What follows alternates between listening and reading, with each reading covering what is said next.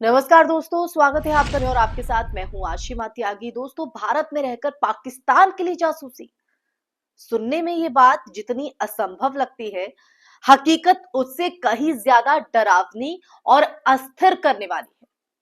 सोचिए, एक देश जिसकी सेना, खुफिया एजेंसियां और बॉर्डर सिक्योरिटी हमेशा हाई अलर्ट पर रहती हैं, उसके भीतर ही कुछ लोग ऐसे निकल आते हैं जो रुपये, लालच या किसी व्यक्तिगत कमजोरी की वजह से दुश्मन देश के हाथों की कठपुतली बन जाते हैं।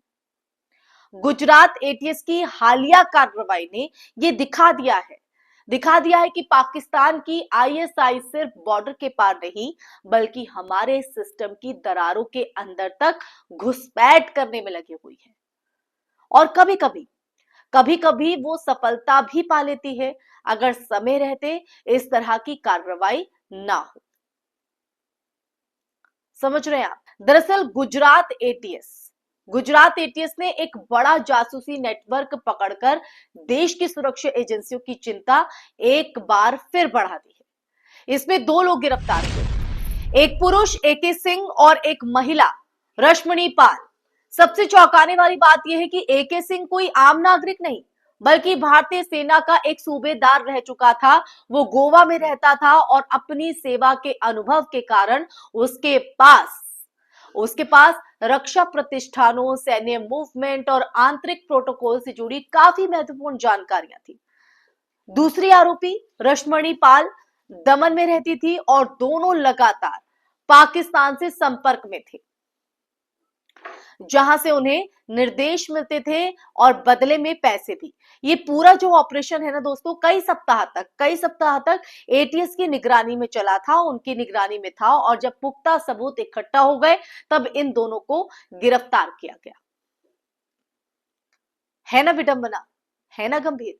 और लेकिन इस बीच सबसे गंभीर बात यह है कि इन लोगों ने सिर्फ साधारण जानकारियां नहीं, बल्कि क्लासिफाइड यानी बेहद संवेदनशील सूचनाएं पाकिस्तान को भेजी। सूचनाएं जिनके लीक होने से भारत की रक्षा रणनीति, फौजी तैनाती और खुफिया ऑपरेशन कमजोर पड़ सकते थे।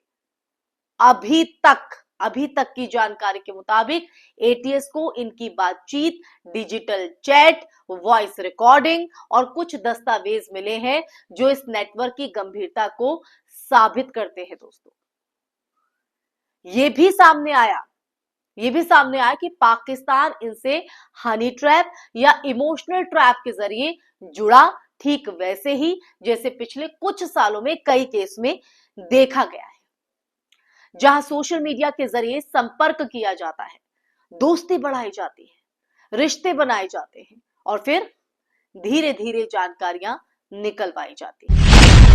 भारत में पकड़े गए कई आईएसआई नेटवर्क यही पैटर्न फॉलो करते हुए आए और ये ताजा मामला भी उसी चेन की कड़ी लगता है। दोस्तों,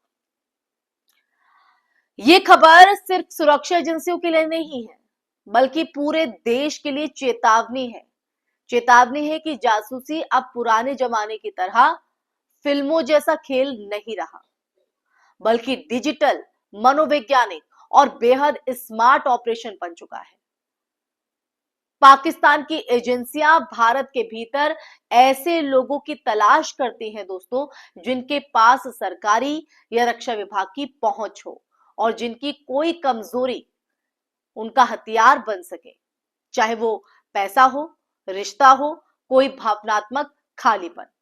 एटीएस की ये जो सफलता है वो हमें राहत तो देती है दोस्तों, लेकिन साथ ही एक बड़ा सवाल भी छोड़ जाती है।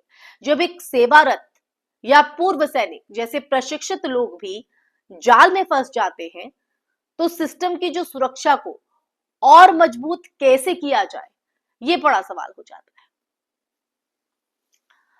और ये सवाल इसलिए अहम हो जाता है दोस्तों, क्योंकि अंत में सिर्फ इतना ही नहीं कि पाकिस्तान जानकारी कैसे ले रहा है, असली सवाल यह है कि भारत अपने बीच मौजूद ऐसे खतरों को कितना समय रहते पहचान पाता है।